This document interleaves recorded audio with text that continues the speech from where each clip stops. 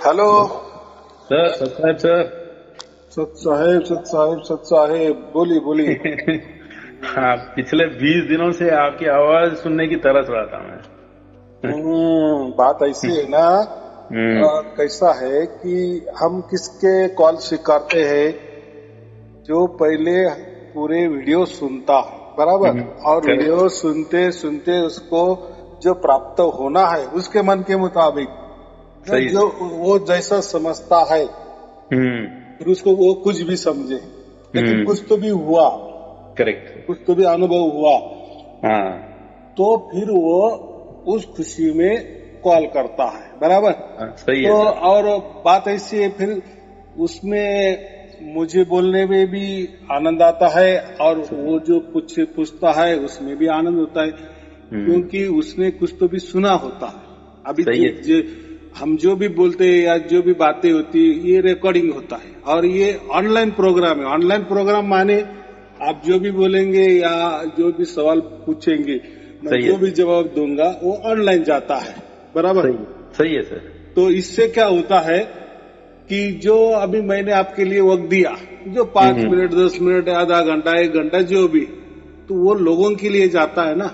सही है सर। क्योंकि देखो, मेरे लिए तो पूरी दुनिया है, हम्म। आपके लिए सिर्फ मैं हूँ, हम्म। बराबर। यानी आप हम्म। मुझसे सवाल कर रहे हो ना, तो हम्म। आपके लिए मैं हूँ। सही लेकिन है। आप जो, मुझे मालूम है ना, क्योंकि ऐसे हजारों कॉल आते हैं, यानी हम्म। जो सवाल होते हैं वो कॉमन नहीं होते हैं, ऐसे कोई हम्म। अलग नहीं होते, बराबर। हम्म। हम्म। तो वैसे ही जैसे आपके मन में सवाल है, वैसे ही हम्म। लोगों के मन में भी वही होते हैं जो आपके मन में होते हैं। तो हम्म। अगर ये ऐसा ऑनलाइन में नहीं किया हम्म। या नहीं रिकॉर्डिंग किया या वो क्या बोलते रिलीज नहीं किए, तो फिर हम्म। बाद में वो लोग भी मुझे वही सवाल करेंगे, करेक्ट फिर करेक्ट। मैं वही सही। जवाब दूंगा। सही है। मेरा टाइम जाएगा, आपका हम्म। टाइम जाएगा। लेकिन अगर उनके मन में जो मुझे पूछने वाले हैं, हम्म। आपका ही सवाल अगर आपने उनकी तरफ से उठा लिए या हम्म। उनका ही सवाल आपने उठा लिए मुझसे पूछ लिए, तो हम्म। उनको ही घर बैठे जवाब मिल जाता है।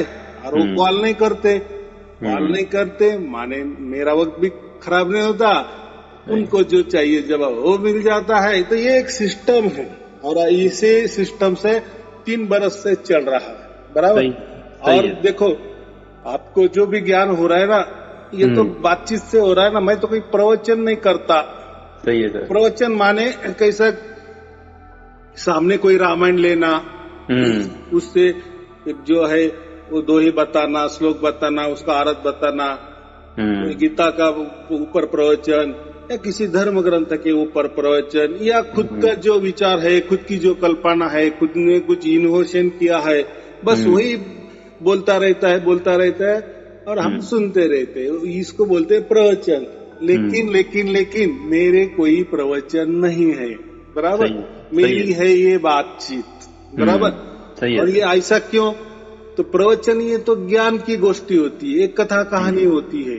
जो भी प्रवचन करने वाला होता है, यहाँ हम्म। वहां से उसने सुना होता है या खुद ने कोई अभ्यास किए होते हैं, धर्म ग्रंथ का समझो, धर्म का समझो, पंथों का समझो, और हम्म। फिर वो उसके विचार लोगों को प्रस्तुत कर देता है, बराबर। हम्म।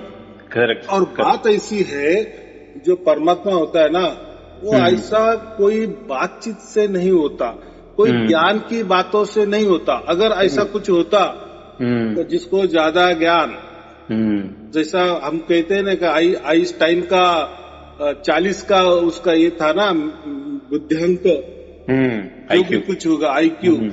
हम्म। तो फिर उसको तो परमात्मा जल्दी मिलना चाहिए। तो परमात्मा के लिए उल्टा गणित है। उल्टा गणित माने उसके लिए बुद्धि की आवश्यकता ही नहीं होती, सर बराबर। अभी तो कुछ मतलब मैं YouTube में काफी मतलब सुनता रहता था। हाँ वो हाँ लोग हाँ। बोलते हैं विवेक जगाओ, बुद्धि जगाओ, विवेक जगाओ। मैं मुझे एकदम बहुत दुख होता था कि मतलब ईश्वर को प्राप्त करना है तो इतना बुद्धि और विवेक जरूरी है क्या?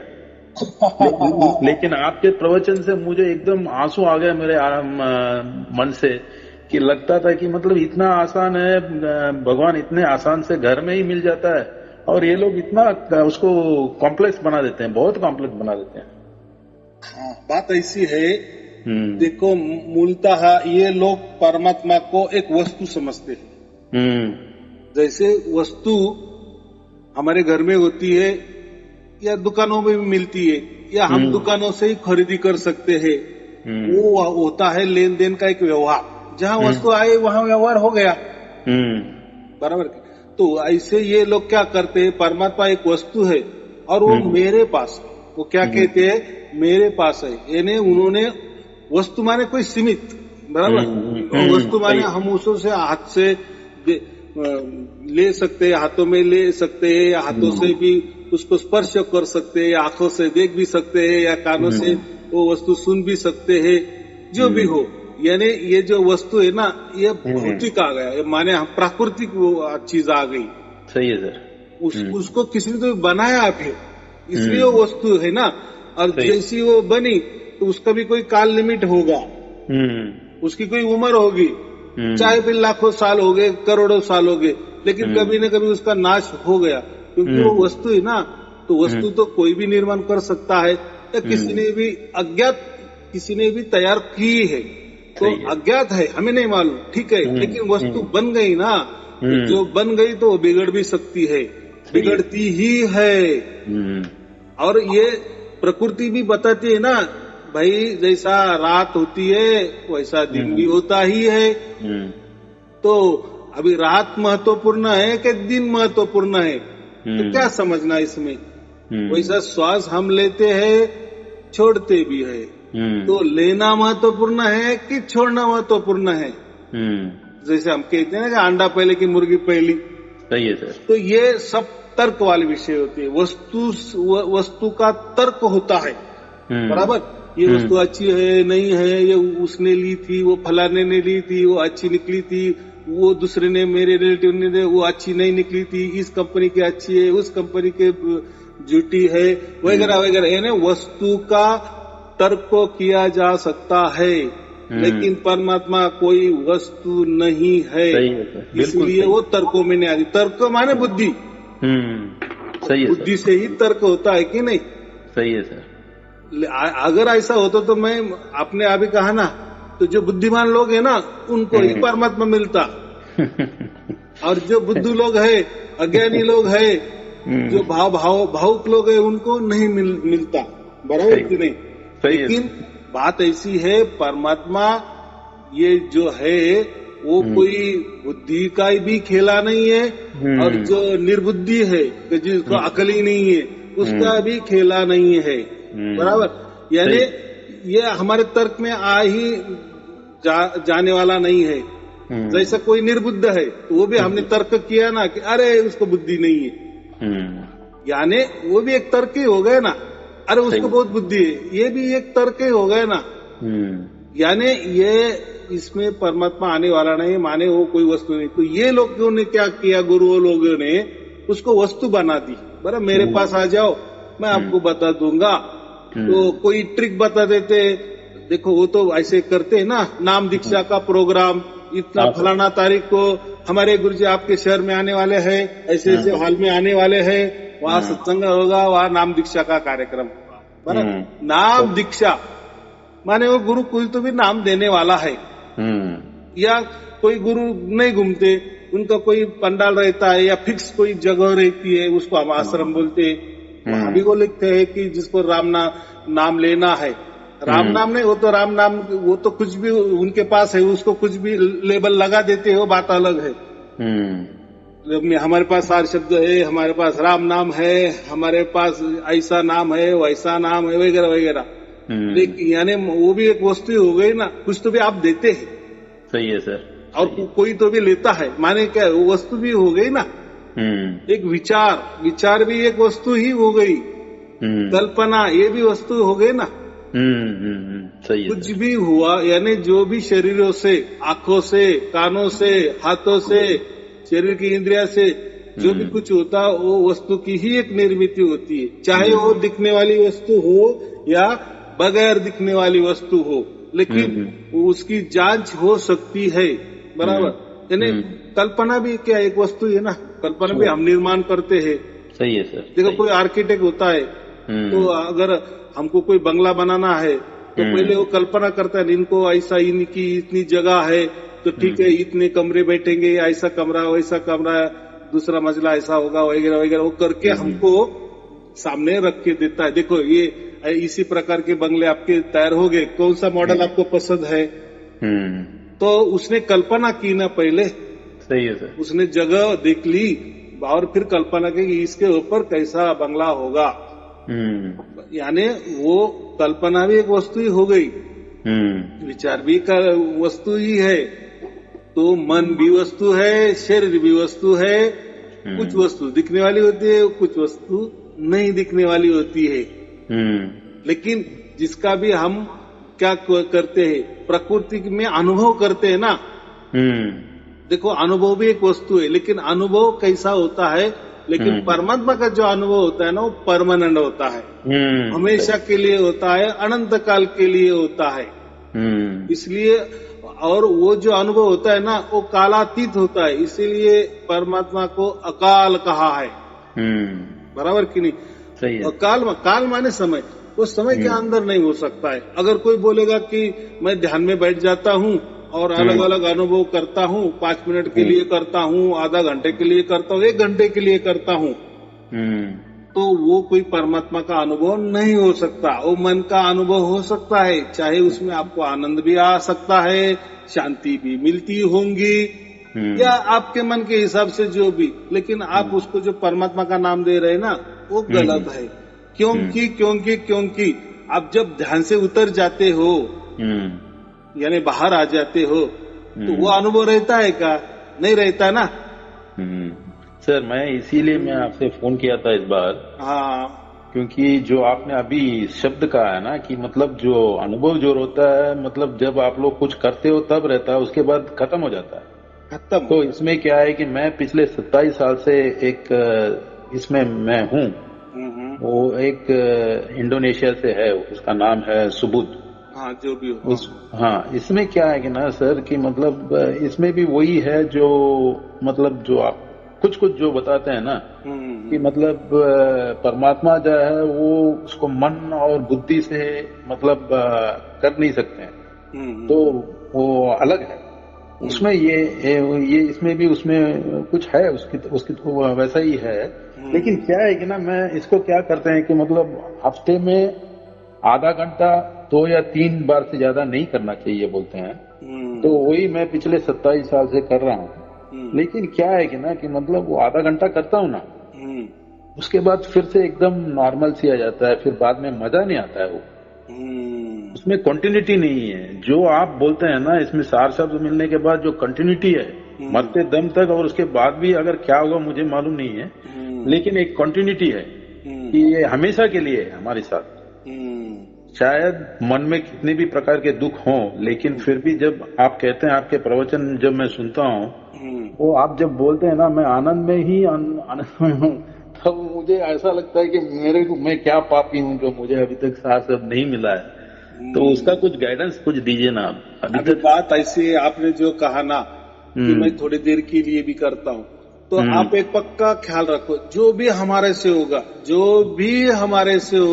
एक क्षण के लिए भी होगा, आधा घंटे के लिए होगा, 5 मिनट के लिए होगा, या 5 घंटे के लिए, वो हमसे जो भी होता है ना, हमसे होना माने ही मन से होता है। और मन ही ये काल है, मन ही ये समय है, और समय ये है ना, तो ये आपे में ही परिवर्तनशील है। बराबर। तो परमात्मा तो वो तो परिवर्तनशील नहीं है, वो तो जैसा कि वैसा ही है, अनंत काल से वैसा ही है, और अनंत काल वैसा ही रहेगा। इसलिए हम उसको क्या कहते, स्वयं। वो स्वयं से ही क्या कैसा तैयार हुआ है नहीं हुआ मालूम नहीं, लेकिन बस वो स्वयं उसको कहते हैं। बराबर। यानी उसकी निर्मित नहीं हुई, वो जैसा कि पहले से ही वैसा है। बराबर। क्योंकि यह हमारी जो प्रकृति में ना, इसमें शुरुआत होती है, एंड होता है, मध्य होता है। लेकिन परमात्मा ये इसकी कोई शुरुआत की बात ही नहीं होती, मध्य की बात नहीं होती, और एंड की बात ही नहीं होती। बस वो उसको क्या कहते हैं हम, है में क्या आ गया, है में नहीं भी नहीं है, ये भी आ सकता है, हाँ है, ये भी आ सकता है। सही है सर। तो दोनों में आ सकता है। तो उसके लिए परमात्मा बस वो है, वो है। आप माने या ना माने, उससे क्या फर्क पड़ने वाला है। आप मानेंगे परमात्मा नहीं है तो क्या सचमुच में परमात्मा उसका काम छोड़ देता है? क्या अरे मुझे कोई मान नहीं रहा है, मैंने छोड़ दिया। या किसने मान लेगा हाँ हाँ परमात्मा है, तो वो किसी के अंदर प्रकट नहीं होता, बराबर। अरे इसने मुझे मान लिए, ऐसा नहीं होता। ये बातें नहीं होती। ये हाँ और ना में विषय नहीं है। ये आपके मानने या ना मानने से परमात्मा को कोई फर्क नहीं पड़ता, बराबर। आपने परमात्मा को गाली भी दी या उसकी मान बढ़ाई भी की, परमात्मा को कुछ फर्क नहीं पड़ता, बराबर। क्योंकि आप जो भी गाली दे रहे हो प्रकृति भी दे रहे हो, बराबर। प्रकृति का और परमात्मा का कोई वास्ता नहीं है। ये सर सही है, बराबर। जैसे कोई बिल्डर है, उसने बड़ी बिल्डिंग बना ली है और आपने उसमें से एक फ्लैट ले लिया है, बराबर।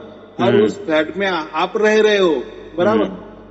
आप चिल्ला के वो बिल्डर जो है उसको गाली दे रहे, घर बैठे चार भिंती के अंदर। तो बिल्डर को क्या समझ में आता है और क्या करना है? अभी उसने तो बेच दिया है, उसको तो आपकी गाली आप उसके पास जाएगी नहीं है। और आपने दी भी समझो तो उसको क्या लेना देना? अभी उसका व्यवहार भी हो गया, उसने फ्लैट बेच भी दिया, आपने ले भी लिया, आपने उसके कब्जे में ले भी लिया, आप वो अभी वो फ्लैट के मालिक भी हो गए। तो ऐसी बात है। तो ऐसी निर्माण तो बहुत सारे होते हैं। सही है। तो ऐसा चुटक मुटक जो बोलते हैं ना, परमात्मा के लिए हम कितनी सूक्ष्म वस्तु है। जैसे कोई हमारे पाँव के नीचे चींटी आ जाती है या हम नीचे देखते हैं तो चींटी दिखते, तो चींटी के हिसाब से हम कितने बड़े होते हैं। सही है। तो चींटी ने हमको गाली भी दे दी तो हमें समझ में आएगा क्या? नहीं आएगा ना। या हमें हमारी मान बढ़ाई भी की तो भी नहीं समझ में। वैसा ही परमात्मा ये बहुत विशाल है। ऐसा समझो कि परमात्मा के बगैर कोई जगह नहीं है, बस हम समझ नहीं पा रहे, हम समझते नहीं है। हम हमारे तर्कों से, हमारे बुद्धि से ऐसे समझते हैं कि ये जगह खाली है, ये शून्य है, माने यहाँ परमात्मा नहीं। शून्य माने किसको कहते हैं? बस कुछ नहीं है, यानी इसके ऊपर किसी का असर नहीं है या इसका कोई मालिक नहीं है, उसको हम शून्य कहते हैं ना। लेकिन ये हमारा तर्क है ना कि ये जगह खाली है, खोखला है, इसमें कोई जान नहीं है, ये पूरी तरह से शून्य है।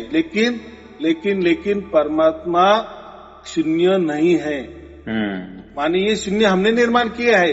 परमात्मा की परिभाषा में ऐसा जगह ही नहीं है शून्य की। शून्य का जगह ही नहीं है, माने पूरी तरह से परिपूर्ण रूप से भरा हुआ है।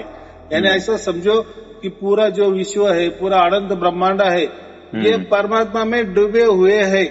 और जब सार शब्द की हमें प्राप्ति हो जाती है, हमारे अंदर उसकी झलक मिलने लगती है, तब हमें समझ में आते हैं कि अरे हाँ, ये जो हम बोल रहे हैं ना कि परमात्मा के अंदर हम डूबे हुए हैं, तो अभी हमारा आत्मा अभी वो महसूस करने लगा।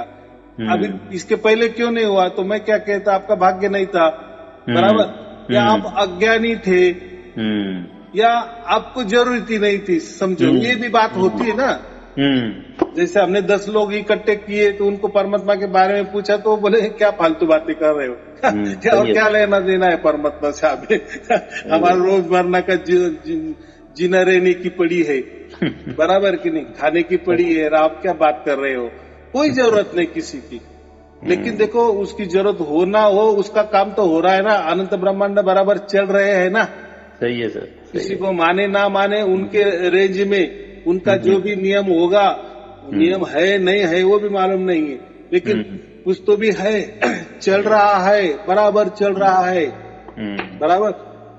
तो ऐसा परमात्मा के बगैर कोई ये नहीं है। तो हम पर कहे परमात्मा है या नहीं है, या उनको परमात्मा को गाली भी दी या परमात्मा को ये मान बढ़ाई भी की, तो परमात्मा को कोई फर्क पड़ने वाला नहीं है। ये हमारी अज्ञानता है। हम क्या कहेंगे? हमारी अज्ञानता है। चलो, अभी आप परमात्मा को मान रहे, चलो परमात्मा है, आपको प्राप्त भी हुआ, आपको सार शब्द की झलक भी मिल गई, बराबर। ये तो हो गया आपके लिए, लेकिन जिसको झलक प्राप्त नहीं हुई तो फिर उसका आगे क्या होगा? आगे क्या होगा? जैसा पिछला होगा वैसा आगे होगा। माने पिछला जैसा वो कोई मनुष्य होगा, कोई पशु होगा, कोई वृक्ष होगा, जो भी कोई होगा, तो अभी ये मनुष्य बन गया, वापिस जो है वो आगे कुछ भी बनेगा। बराबर, क्योंकि उसको समझ ही नहीं ना, वो ऐसा प्रकृति के हिसाब से चल रहा है ना। प्रकृति में तो ये आना जाना 84 लाख योनि ये बातें तो है ही ना, बस। तो उसने कोई जाना नहीं है, उसको कोई मतलब भी नहीं है परमात्मा से। तो जैसा उसका जीवन चलते आया, या उसके पहले वाले बहुत सारे पीढ़ी गई, फिर वो पीढ़ी मनुष्य वाली होगी या नहीं होगी, या किसी जानवर की होगी, जो भी हो, वैसे उसका आगे वाले होने वाला है। क्योंकि हिसाब वैसा ही होने वाला ना, प्रकृति के हिसाब से प्रकृति ही बनेगी, या प्रकृति के विचार प्रकृति प्राप्त करके देगी ना। लेकिन ऐसे हम कोई व्यक्ति होते हैं कि नहीं, अभी यहाँ नहीं। अभी देखो ये मनुष्य जीवन जो है ना, इसमें ही हमें थोड़ी बुद्धि आ गई है। बुद्धि, इतनी बुद्धि, सिर्फ इतनी बुद्धि चाहिए हमें, ज्यादा नहीं। कोई विशाल, कोई विवेक की बुद्धि नहीं चाहिए, आइंस्टाइन जैसी बुद्धि नहीं चाहिए। बस कि हम मनुष्य क्यों बने, हम प्राणी क्यों नहीं है, या हमारे सामने प्राणी भी दिख रहे हैं। जो भी कोई बनाने वाला होगा उसने अभी हमें मनुष्य क्यों बनाया, प्राणी क्यों नहीं बनाया, बराबर। तो जब ये हम विचार करते हैं ना, तो यही मनुष्य का जीवन जो होता है एक जंक्शन होता है। इस बाकी प्राणी तो विचार नहीं करेगा ना, कार्य मनुष्य है, मैं क्यों प्राणी बन गया, क्योंकि हम क्या कहते हैं उसको उतना बुद्धि ही नहीं होती। हाँ, प्राकृतिक बुद्धि होती है। प्राकृतिक बुद्धि माने क्या? आहार, निद्रा, भय, मैथुन, ये जो चार है ना, वो तो हर एक के पास है। जो प्राणी भी हो, मनुष्य भी हो, ये सबके पास है। लेकिन मनुष्य की एक अलग गणना है कि उसके पास आहार, निद्रा, भय, मैथुन के अलावा ये ज्ञान होता है। और वो ज्ञान का उपयोग क्या होता है? वो कोई ये संसार चलाने के लिए नहीं, संसार चलाना तो पड़ता ही है, संसार में रहना है, पापी पेट का सवाल है, बाल बच्चे पैदा करना ही है, परिवार बढ़ाना ही है, परिवार करना है, रहना है, और उसके लिए कमाना है। ये एक संसार ही हो गया, वो कोई अलग बात नहीं है। उसके लिए बुद्धि का वापर किया, वो कोई आप अलग कर रहे, ऐसा कुछ नहीं है। प्राणी मात्र भी अपने बच्चों के लिए चारा लाते हैं कि नहीं? कोई यहाँ वहां से कीड़े मकोड़े करके उनको खिलाते हैं कि नहीं? यानी वो भी संसार करते, तो हम कुछ, लेकिन ये बुद्धि संसार के लिए नहीं दी है। मनुष्य हम अलग निकले हैं, अलग विचार कर रहे हैं, तो इसका मतलब हम कौन थे और आगे क्या होने वाला है, ये जब भी हमको विचार आ जाता है ना, बस यही मनुष्य जीवन का सफल हो जाना है, बराबर तय हो जाना है। सर आपसे कि जब हमारे, आपने जैसे बोला कि अभी की एक विवेक बुद्धि थोड़ा तो चाहिए ही, क्योंकि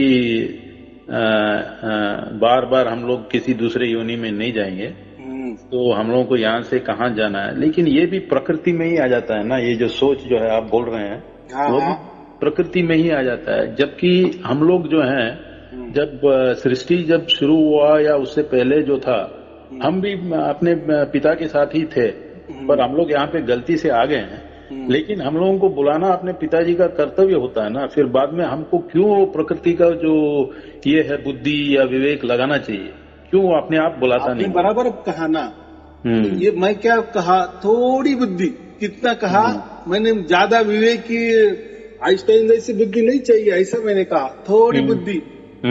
और वो भी बुद्धि क्या क्या क्या, उससे क्या एक विचार करना है हमें कि बस हम क्यों ऐसे है, कोई हमारे में कोई विशेषता है क्या, हम कुछ तो भी बन सकते हैं।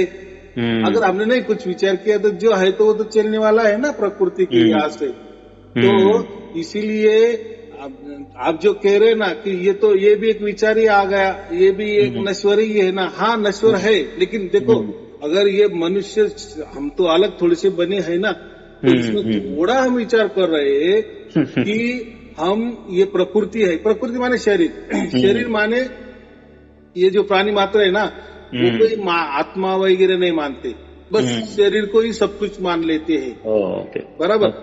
वैसे ही मनुष्य में सब मनुष्य ऐसे ही करते हैं ना, खुद की जीवन बचाते हैं, खुद की जान बचाते हैं, माने वो अपना शरीर को प्रोटेक्ट करते हैं कि नहीं, उसकी रक्षा करते हैं कि नहीं, माने वो खुद को शरीर ही मान रहे हैं ना। लेकिन एक अलग सा विचार कि अरे यार ये तो शरीर है, हम तो देखते हैं कि बहुत सारे लोग मर भी जाते हैं तो उनको जलाया दफनाया जाता है और फिर मिट्टी में मिल जाती है, हम भी वैसे हो जाएंगे।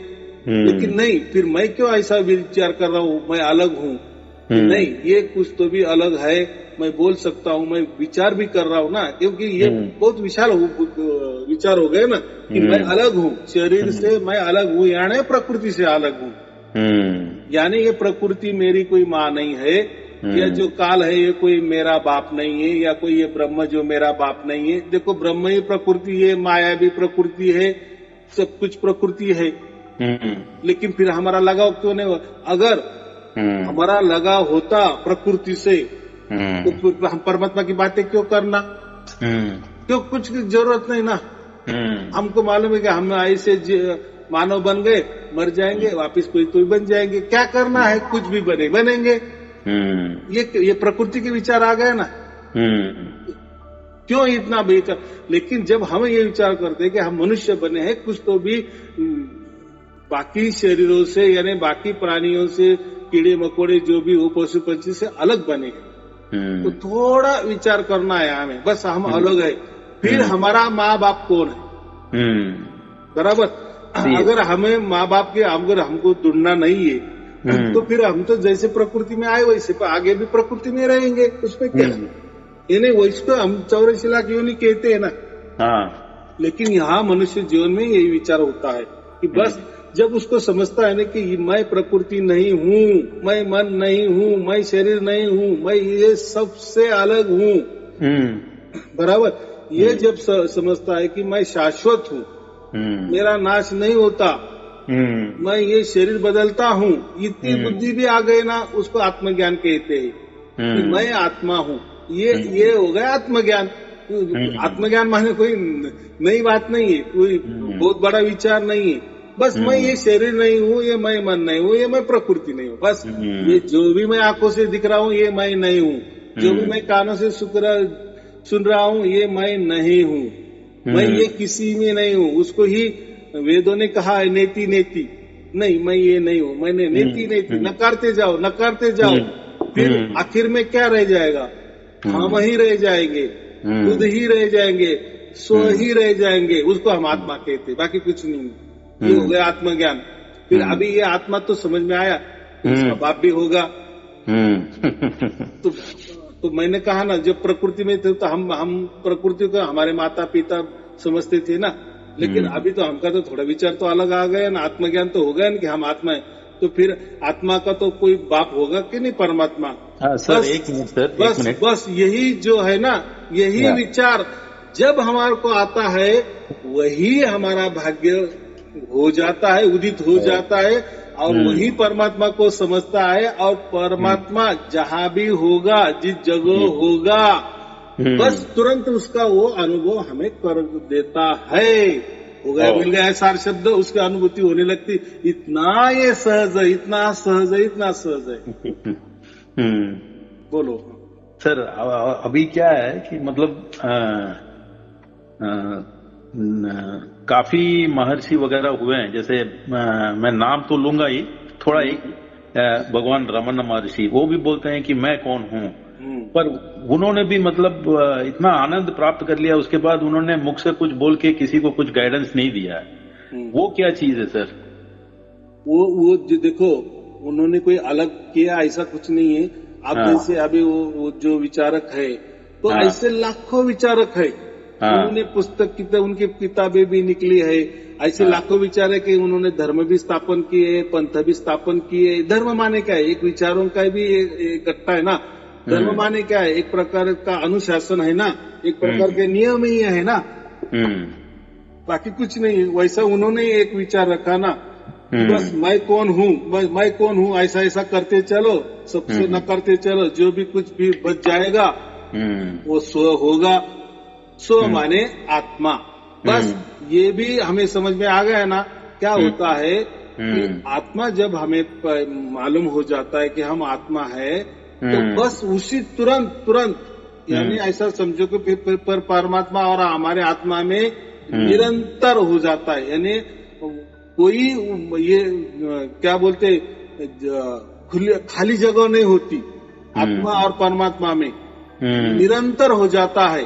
जैसे अभी आप जिस सिटी में रह रहे हो ना, और आपको किसी और जगह जाना है, और सिटी में जाना है, राज्य में जाना है, देश में जाना है, तो आप जब टिकट कटवाते हो ना, तो उसमें आपके शहर का नाम पहले आ जाएगा ना, बराबर। या आप जो भी निकलेंगे, जहाँ भी आप ट्रैवल करने वाले, तो आपके घर से ही आपका स्टार्ट होगा कि नहीं? हाँ, ये तो कितनी सहज बात है। वैसे ही आप जब परमात्मा के बारे में ये करेंगे, तो परमात्मा जो हमें पाना है, या परमात्मा हमको पाना है, ऐसा समझना। परमात्मा ही हमको पाता है। अब मैंने तो अभी कहा ना, जब भी हम खुद को ये समझते हैं कि हम आत्मा है, बस ये जब हमें अकल आ जाती है, तत्क्षण परमात्मा को ये सिग्नल जाता है, ऐसा समझो। और वो सिग्नल भी इतना फास्ट जाता है, तो जो हम कहते हैं ना प्रकाश वर्ष जो होता है, वो जो सिग्नल कितना फास्ट होता है, प्रकाश वर्ष जैसा, वैसा ही ये फास्ट जाता है। परमात्मा का सिग्नल, परमात्मा का तुरंत सिग्नल हमारे पास आ जाता है। परमात्मा का सिग्नल हमारे पास आ जाता है। वो जो सिग्नल है ना, उसको हम सार शब्द कहते हैं, उसको राम नाम कहते हैं। वो जो स्फुरन है, वो सिग्नल माने एक स्फुरन हो जाता है, एक स्पंदन हो जाता है वो, और ये हमारे आत्मा को समझ में आ जाता है। अभी आत्मा को क्यों समझ में आएगा? क्योंकि आत्मा ने उसका विचार किया ना। तो ये बात कैसे हो गई? हमारे स्व से हो गई ना। हमने जब हमको आत्मा समझ लिए, तभी परमात्मा ने हमको प्राप्त किए ना, या परमात्मा ने उसकी झलक हमें दिखाई ना, और उस झलक का हमने अनुभव किए ना। आया समझ में?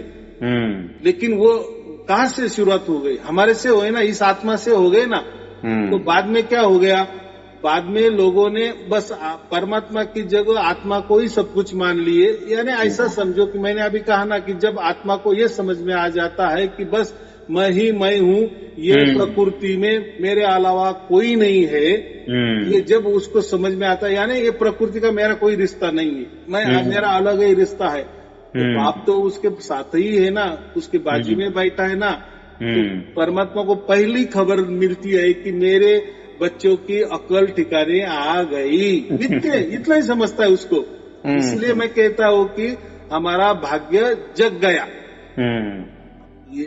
यही भाग्य होता है ना कि उसको ये समझता है कि मैं आत्मा हूँ, यानी मैं ये प्रकृति नहीं हूँ, ये मन नहीं हूँ, ये शरीर नहीं हूँ, ये जो भी मैं आंखों से दिखता हूँ ये मैं नहीं हूँ, जो भी मैं कानों से सुनता हूँ ये मैं नहीं हूँ, बस मैं एक अलग ही हूँ।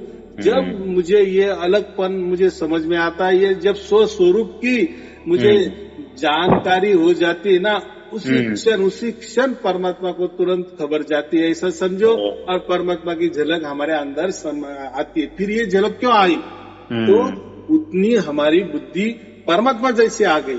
पहली प्रकृति जैसी बुद्धि थी, लेकिन हमारी बुद्धि जो हो गई आत्मा की लेवल की हो गई ना।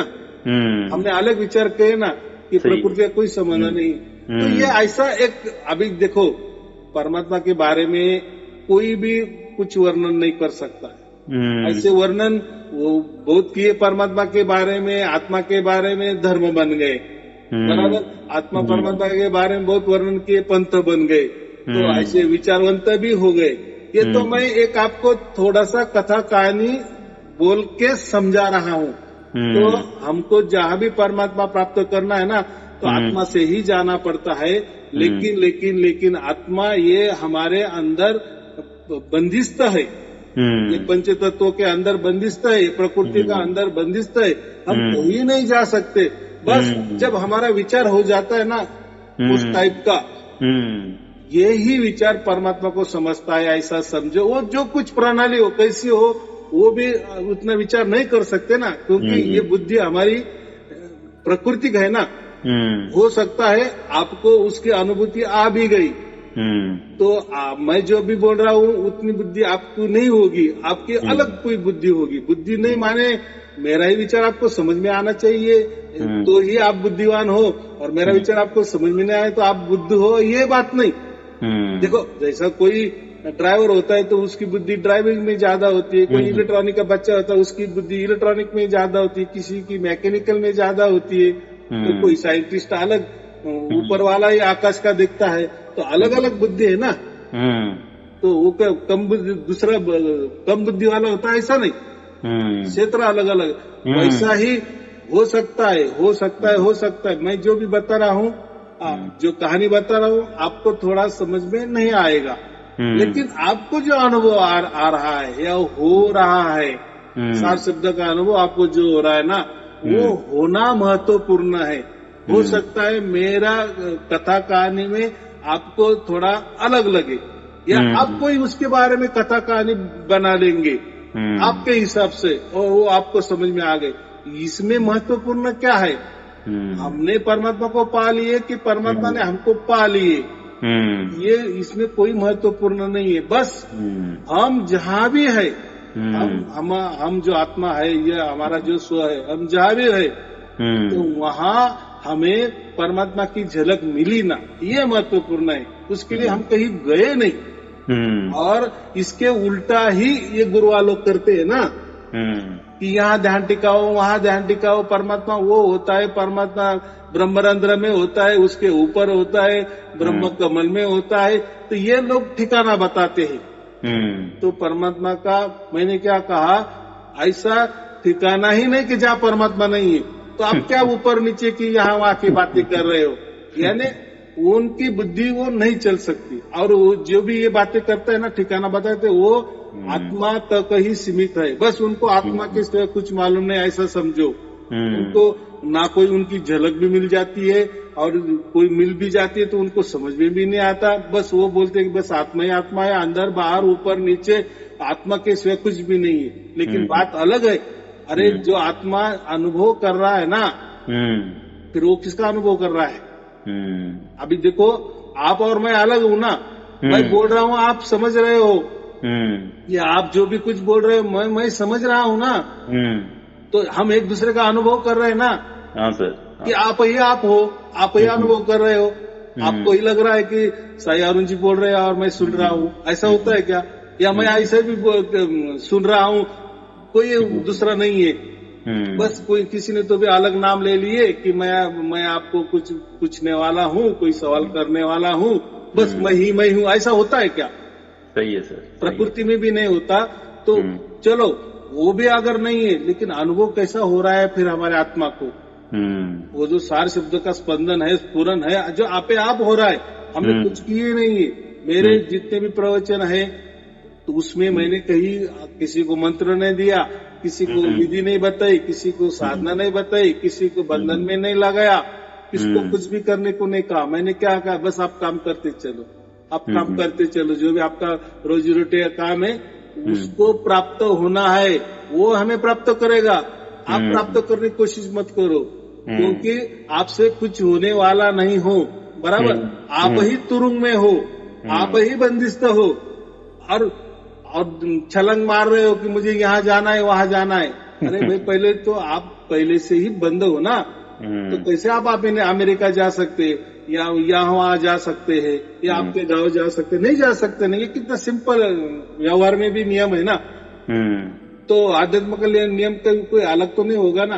तो हम कुछ कहाँ जाते भी नहीं है, और परमात्मा भी कोई दूर की बात नहीं है, वो भी निरंतर है। आत्मा और परमात्मा में निरंतर आता है। निरंतरता माने कोई अंतर नहीं होता। मैंने कहा ना कि पूरे के पूरे हम परमात्मा में डूबे हुए हैं, बराबर?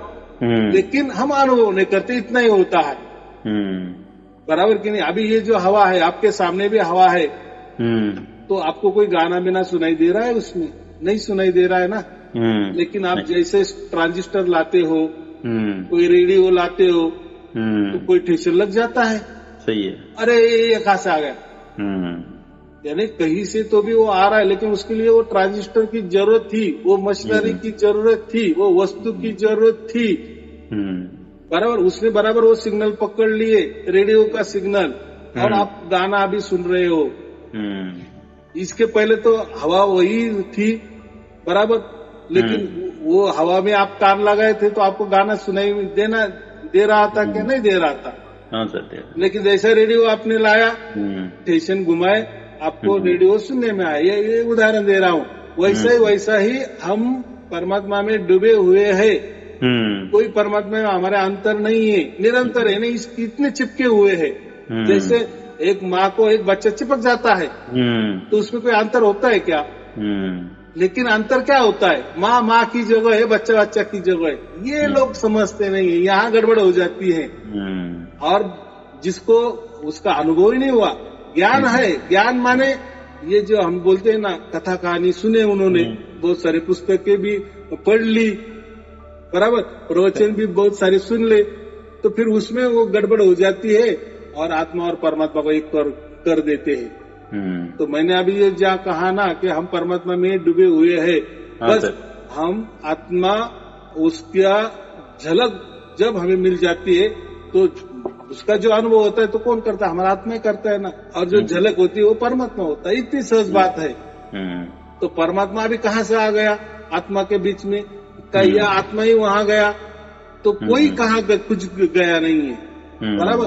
वो प्राकृतिक प्रणाली अलग होती है, और ये जो आध्यात्मिक प्रणाली है, ये आत्मा परमात्मा की प्रणाली है, ये हमारे बुद्धि के परे है। तो हमें वो नहीं सोचना है, वो नहीं सोचना, हमें इतना ही आनंद में रहना है कि बस मेरा जीवन का जो ये उद्देश्य था वो पूरा हो गया, और इसके अलावा दूसरा कुछ नहीं है, कुछ नहीं है, कुछ नहीं। दूसरा क्या मिल जाता है? आप दूसरे के पास गए तो कोई मंत्र तंत्र मिलेगा, कोई साधना मिलेगी, कोई ध्यान मिलेगा, बस सब प्रकृति को होगा, बाकी कुछ नहीं होगा। लेकिन ये अनुभव क्या है? ये सब अलग और थलग है। और ये जो अनुभव है ना, इसके बारे में ही कबीर बीजक में पूरा की पूरा लिखा है, जो मेरे पास है और जो मैं सबको देता हूँ। 400 साल पहले पुराना है वो, आपने यही लिखा है, बराबर। तो इसके अलावा मैं तो कोई दूसरी बात नहीं करता। उस टाइम में कबीर साहब ने वही बातें की जो मैं वही पढ़ के आपको बता रहा हूँ, बाकी कुछ नहीं, बराबर। क्योंकि मैं जो बता रहा हूँ ना, तो अभी ये परिस्थिति का आपको उदाहरण देता हूँ। जैसे मैंने रेडियो कहा, अभी उस टाइम थोड़े रेडियो होते क्या, लेकिन वही ज्ञान मैं मेरे इस परिस्थिति में आपको बताता हूँ और वो आपको समझ में आता है। तो इसमें ज्ञान की लेन देन की कोई बात नहीं है। वो ज्ञान तो पंडालों में है, पुस्तकों में है, गूगल में सर्च किए तो ज्ञान मिलेगा, लेकिन प्रैक्टिकली ज्ञान नहीं मिलेगा। ये आपको क्या हो गया? प्रैक्टिकली ज्ञान मिला। और उसके लिए आपने क्या किए? कुछ किए नहीं, बस मेरे प्रवचन सुनते। तो ये प्रवचन सुनते आपको क्या होता है? आपकी बुद्धि विशाल हो जाती है, यानी जहां बुद्धि पहुंचनी चाहिए वहां पहुंच जाती है, या जो विचार करना चाहिए वो कर लेती है। और बस क्या बोलते हैं, जो ताला है उसको चाबी लग जाती है, खुल जाता है। कितनी सहज बात है, उसके लिए कुछ करने की जरूरत नहीं। क्या हुआ कि मतलब पिछले 2 साल से एक मृत्यु का भय आ गया था। लेकिन क्या है, पिछले 20 दिनों से जब मैंने आपका मतलब वो जो प्रवचन वगैरह सुना ना, पूरा का पूरा एकदम खत्म हो गया। अभी मुझे मतलब आत्मशक्ति का मतलब ज्ञान हो गया है, लेकिन फिर भी क्या है कि अंदर एक बहुत जबरदस्त वैक्यूम या बेचैनी है, क्योंकि अभी तक सार शब्द आया नहीं है, इसीलिए बहुत दुखी हूँ। देखो, दुखी मानना ही नहीं है। आप कोई अलग प्राप्त नहीं कर रहे हो, जो है ही बस। जैसे कहते हैं ना कि हमारे घर में हमने कहा तो भी पैसे रख दिए और भूल गए, और पूछ रहे पत्नी को, बच्चे को, अरे तूने पैसे देखा क्या? मैंने तो घर में लाए थे, इतना मुझे बराबर, मैंने कहीं तो भी रखे, ये भी मुझे मालूम है, मैंने कोई खर्चा नहीं किए। तो घर वाले क्या कहते? थोड़ा ढूंढो, थोड़ा विचार करो, कोई ज्यादा विचार नहीं करना। कोई आपको पृथ्वी घूमना नहीं है कि तुम्हारे पैसे कहाँ तुमने छिपाए या कहाँ भूल गए, है घर में ही है। 10 बाय 10 का कमरा है, उसमें कहीं तो भी हो गए। ठीक है, अभी ख्याल नहीं आया, थोड़ी देर के बाद ख्याल आ जाएगा। याद आ जाएगा। तो ये ऐसी बात है। ठीक है। तो कोई जाता नहीं। तो अभी आप उसकी चिंता नहीं करना। अभी आपको क्या करना है, आपने इतने प्रवचन सुने ना, तो मेरे 1000 प्रवचन है, बराबर। तो बहुत सारे लोगों को 5 प्रवचन में मिलता है, किसी को 50 में मिलता है, किसी को 100 में मिलता है, किसी को 200 में मिल जाता है। लेकिन होता ही है, ये हजारों लाखों लोग ऑनलाइन में बता रहे हैं ना। देखो मेरे ऑनलाइन में जो प्रवचन है उसमें जिसको प्राप्ति नहीं हुई उसके भी प्रवचन है, जिनको प्राप्ति हो गई उनके भी प्रवचन है, जो थोड़े से उलझे हुए हैं, कभी हो रही है कभी नहीं हो रही, वो उसके भी प्रवचन है। तो क्या होता है, मैं तो बोला कि आपको होगी, तो आप जैसे जैसे प्रवचन सुनते जाएंगे वैसे आप शुद्ध पवित्र बनते जाएंगे। अभी वो शुद्ध पवित्र का क्या मामला है, उसके कोई नियम है क्या, कैसे हम शुद्ध पवित्र बनते हैं, तो उसके कोई नियम नहीं। शुद्ध पवित्र बनने माने वो कुछ जो भी प्रणाली वो परमात्मा जाने और हमारा आत्मा जाने, वो उसमें हमें नहीं जाना है, बस सुनते जाना है। आप ऑटोमेटिक जो है शुद्ध पवित्र बनेगा और वो झलकियां आने शुरू हो जाएंगी, बराबर। हो सकता है आपको 500 प्रवचन में भी आ सकता है, लेकिन हार नहीं मानना। जब तक पूरा हो नहीं जाते ना तब तक ये हो जाएगा। सबको हो गया, आपको क्यों नहीं होगा। ठीक है सर, थैंक यू। हाँ, ये बात होती है। इसको हम क्या कहते हैं, थोड़ा विश्वास रखो। और ये कोई अंधा विश्वास नहीं ना। सही है सर, सही है, बिल्कुल। आपको कुछ मैं करने को नहीं बोल रहा, आपको कोई खर्चा भी नहीं करना है, कुछ करना नहीं है। और आप आपका काम करते चलो, बस थोड़ा टाइम निकालते 1-2 प्रवचन सुनते चलो और वो पूरे करो, बस हो गया काम आपका। और फिर हो जाने के बाद कभी मुझे फोन करो। चलो ठीक है, आपका और आपके परिवार के लिए शुभ आशीर्वाद। Thank you sir. आपसे और एक क्वेश्चन है सर, कि मतलब आपके जो प्रवचन जो है ना पूरा हिंदी में है। अगर कोई मतलब मैं तो तमिलनाडु का हूँ, लेकिन अगर कोई हिंदी वगैरह जानता नहीं है तो उनको कैसे सुनाऊं ये। देखो कोई आप वो काम ही मत करो। बहुत सारे अभी देखो लोग बोलते हैं आपका तो हमें ज्ञान तो समझ में आ रहा है, लेकिन कोई गूंगा बहरा अंधा होगा तो उसको कैसा सार शब्द प्राप्त होगा। तो मैं उनको यही जवाब देता हूँ, वो जो अंधा गूंगा बहरा है वो कह रहा है कि मुझे सार शब्द चाहिए, तो आप उसके ठेकेदार क्यों बन रहे हैं। भाई पहले आप तो प्राप्त करो, आपको तो हुआ नहीं।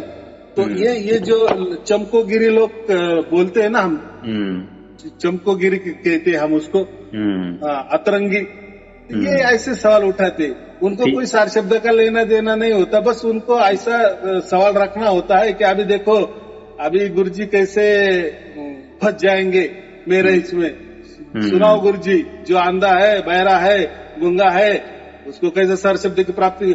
अरे भाई मैंने किसी को सार शब्द दिया ही नहीं है, वो कोई लेने देने की वस्तु ही नहीं है, वो आप ही होता है। वो जैसा हमारा भाग्य हो जाता है या परमात्मा की कृपा हो जाती है तो मिल जाता है।